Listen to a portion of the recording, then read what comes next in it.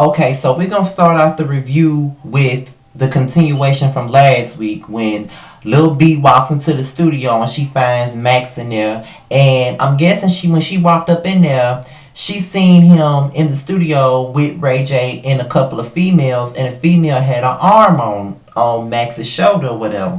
So that just sends her all the way up. Like she just turns all the way up when she sees that. And the first thing that she says is, "Do you know that he's fucking married?" The bitch was like, "No, I don't know that he married."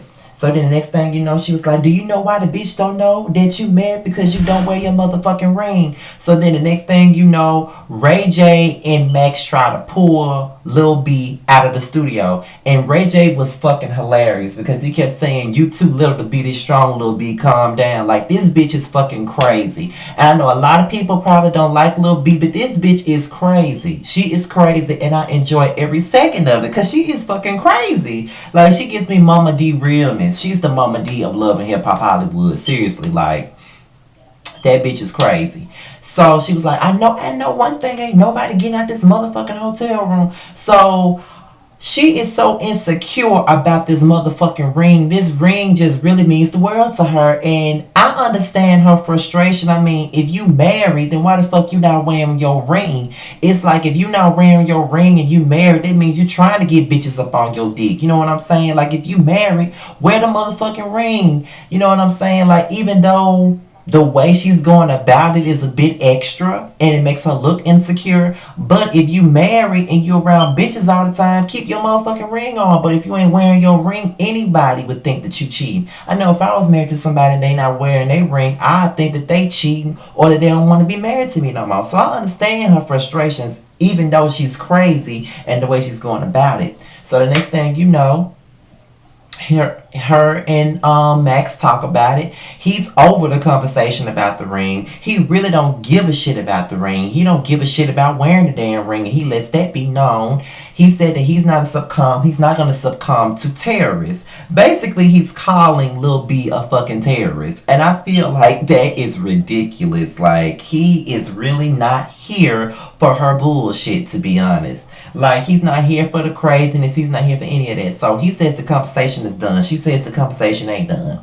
She followed his ass outside, and she was like, "You're doing this in front of neighbors. You're embarrassing me." So he was like, "Neighbors, me and Brandy have problems like everybody else." So he said, "Since this ring means so much to me, to you, you can have it." He throws the ring away. So then as he walks off, she goes chasing him.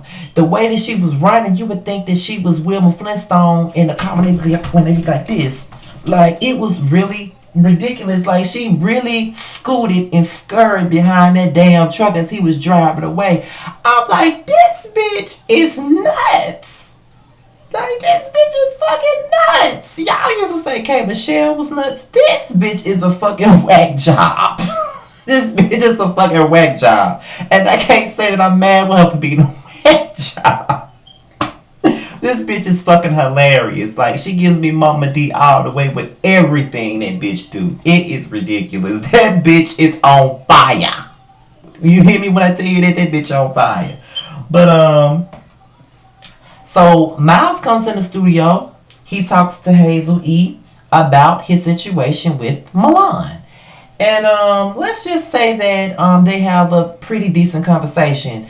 You know, listening to him talk to Hazel, I really wish that he and Milan could have that same situation. He confirmed to Hazel that he's not cheating on Milan, but you know, he's not in the same space as Milan is. Milan is free. He's happy to be him. People accept him. But they come from two different backgrounds. And it's understandable to not be comfortable right away. We all weren't comfortable right away. And I wish that Milan would try to see it from Miles' point of view because Hazel sees it. Number one, he has a whole lot of things stacked against him before he comes out the closet. He has a whole lot of things stacked against him that maybe he don't want to lose. And on top of that, he has his rap career, his budding rap career. Even though they on Love and Hip Hop, most people that be on Love and Hip Hop that say they're a rapper, they ain't gonna never make it. Half the time they don't. But let's just put it into perspective. He's an upcoming rapper. He wants to be a rapper in this industry. And like Hazel said, there's this underlying homophobic ass attitude when it comes to men in the industry. Men would treat you like shit if you're gay. And that's just real talk. Especially these so-called rappers, they would use the word faggot on you in a second. So at the end of the day, he has every right to feel kind of weird coming into the game as a gay rapper. I mean, that's number one. Then his family background, he's very religious. He was brought up in church, and he's wondering what the fuck people gonna think about him when they find out that he's laying up with another man. So he has a lot of factors that play into why he's not ready to come out the closet. And I feel like it's understandable, and I feel like it's all valid. So it just takes somebody to really understand what he's feeling, and I feel like Milan really needs to understand what he's feeling instead of being selfish. I know that he want his man with him, but he need to stop being selfish and just think about what he going through. So then Miles doesn't want to lose Milan, so he takes them out in public. He talks about their relationship. He offers for them to have matching tattoos. So Milan is actually loving the situation. You know what I'm saying? Like he said, I don't know who the fuck this person is, but I'm really enjoying it. He even kisses Milan in public, and that really makes Milan's day. So I can say that I guess he's making progress or whatever, you know what I'm saying? Because Milan was getting on my motherfucking nerves at the end of the day and not trying to see the situation for what it is. Like he wasn't trying to see Miles' side at all. So then, Amber meets up with Moniece and Tiara, and they sit down and they discuss the situation with her and Miles. She was saying that, she hadn't seen Miles since Miles came to see her daughter. But at the end of it all, she really doesn't know where they stand. Like she don't know if Miles really want to be with her and make things cool between them, and she doesn't know where they stand. So she feels like she told Tiara and Monique that she really need to figure out where they stand, because if she don't, she could just move on with her life. And I can't wait for her to find out what's really going on, because even though Miles really ain't leading her on, he kind of is leading her on at the same time. Like he's living a double life that she doesn't know anything about, and I think it's time for her to know about it. So Ray J comes to Princess. He's saying that he loves Princess and he wants nothing but the best for her, but he doesn't want her to be in a situation in friendships with people that really don't have her best interest at heart. He is really gone over the fact that her and Tierra are friends. And at the end of it all, he should be worried about it, because Tierra Messias is not really Princess's friend. And I don't even see why Princess even wanted to be friends with the scorned ex anyway. It's pretty certain that Tierra is still not over Ray. She's still scorned over him, because you came into command from her. So what the fuck make you think y'all can have a genuine relationship? Look at y'all history. You know what I'm saying? So why would you even be stupid enough to think that she would be loyal to you? Her loyalty will always be with Ray J before it be to you. So then, he talking about her being at Drake's party. She don't know how I got back to him that she was at Drake's party. So then she gets with April, who's friends with both her and Tierra. She says that she believes that Tierra has been playing both sides. She was like, I don't know how Ray J even knew that I was out at Drake's party with Tierra. I'm really believing that Tierra told Ray J that I was with her at the party, which she did tell him. So then she tells April that she's gonna set Tierra up. She's gonna say something about a girls trip to Vegas, and they're really not gonna go to Vegas. But if Ray J comes to her and asks her about the trip to Vegas, then she's gonna know automatically where it came from. So then go back to the sit down that Moniece, Amber, and Tierra have. Tierra brings up the fact that her BFF, her fake BFF Princess, is saying that she want to have a girls trip. So then she says that she's gonna send a text to Ray J and fuck with his mind. So my thing about it is, Tierra, your dumb ass has fallen for the trap. You fell right into Princess's clutches at this point. You thinking that you're outsmarting her, but the bitch was one up on you. You got too sloppy, now you done fell into a trap. Now you got to deal with the consequences. So Tierra, you're messy as hell. But at the same time, Princess, you're dumb as hell for thinking that you could be friends with the scorned ex. Who would want to be friends with the scorned ex? I mean, anybody that's dating my ex right now thinking they can be friends with me is a damn fool. Bitch, you got the man that I had already. You basically took my man, and you think I'm gonna be friends with you? You think I'm gonna be really sincere with your shit? No. I'm not gonna give two right fucks about what happened to your relationship with the man that you took from me. Bitch, please. So then,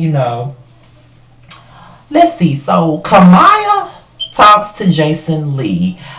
He's apparently some blogger. He reminds me of Paris Hill. Not Paris, but Perez Hilton. I've never heard of Jason Lee. He claims that he's written for Media Takeout and Bossa. Never ever seen his name nowhere. He claims that he's the only blogger in LA. But my thing about it is, these people come on Love and Hip Hop and swear that they own one and they not. Cause I never heard of this motherfucker before a day in my life. But apparently he's a good friend of Kamaya's. Kamaya tells the blogger Jason Lee that Lil Fizz couldn't get it up. My thing about it is, why are you even divulging this kind of information to this nigga in the first place? You know what I'm saying? Why are you even talking about that type of shit with this man anyway? You know he's a blogger. You know he's all about beating other people's business. Don't get mad when your business out on blast, bitch. Why would you even tell him something like that? You being real petty because you mad that you was an appetizer and not the main course. So then, Fizz meets up with Nikki, and they pretty much rekindled their romance.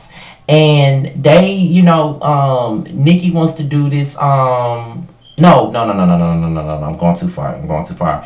Fizz meets up with April and Omarion, but Omarion wasn't there, so April is there, and he sits down and he has a conversation with April about his situation with Kamaya.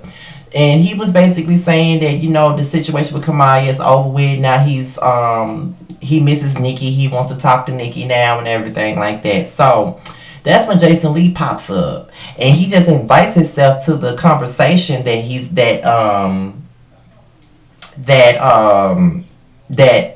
Fizz and April are having.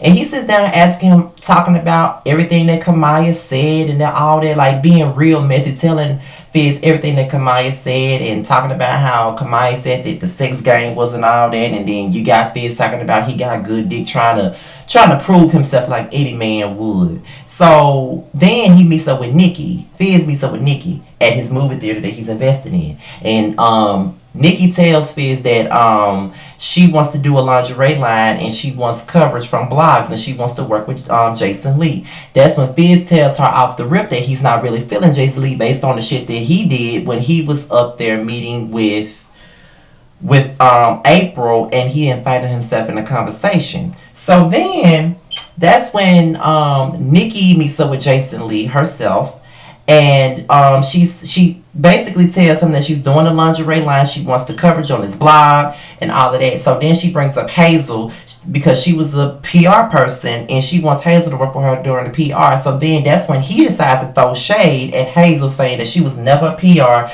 She was just an intern that they found on Twitter, that they just gonna have her working for free, and that she was never a damn intern. I mean, she was never a damn PR. That's what he claims. So then, as he's throwing shade at Hazel, that's when Hazel pops up. And so they have a back and forth, and Hazel pretty much confirms that her and Jason have had run-ins, but it wasn't really positive. So then he goes in on her, talking about her career as a PR and how she was never this, never that. She's only known her to be an aspiring rapper, and they go in, and Hazel starts saying that he was mad that he was never a high-end blog like a Media Takeout or Bossa, and he throws a drink in her face like a weak-ass bitch. Really, Jason, you are a queen-ass, faggot-ass bitch for throwing that drink in that bitch face. You wrong for that, because she didn't do nothing to you. You came over there to be messy. You know what I'm saying? All that shit she was saying about Hazel, you didn't have to say. All she did was defend herself verbally. You had to throw a drink because you was a bitch that couldn't take what the fuck she was saying. You're a fucking queen, bitch, and you need to calm the fuck down with your bullshit. So, Fizz and Nikki, they are at Fizz's house. They waiting on Kamaya because Kamaya going to get her shit. Nikki want to confront Kamaya about the shit that she been saying. Kamaya comes over. Kamaya automatically is on the defense with Nikki being there.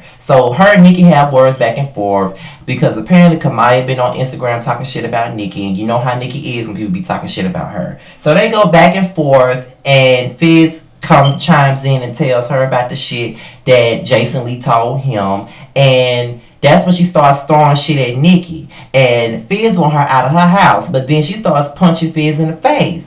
And that's what I hate about women. Stop putting your hands on men. Because When a man touches you, it's an issue. Not saying that a man need to hit a woman, but stop putting your hands on a man. If you don't want to get hit back by a man, and you don't want to get stepped to by like a man, don't raise your hand to hit a damn man. That's all I'm saying. But you know, Kamaya was really mad, throwing all types of shit at Nikki, and Fizz called her a bitch, and she talking about Nikki needs some better plastic surgery and all types of shit. But I will say that that was the end of the episode, and Love and Hip Hop Hollywood is getting better. I think next week gonna be a very good episode. I cannot wait to see that one.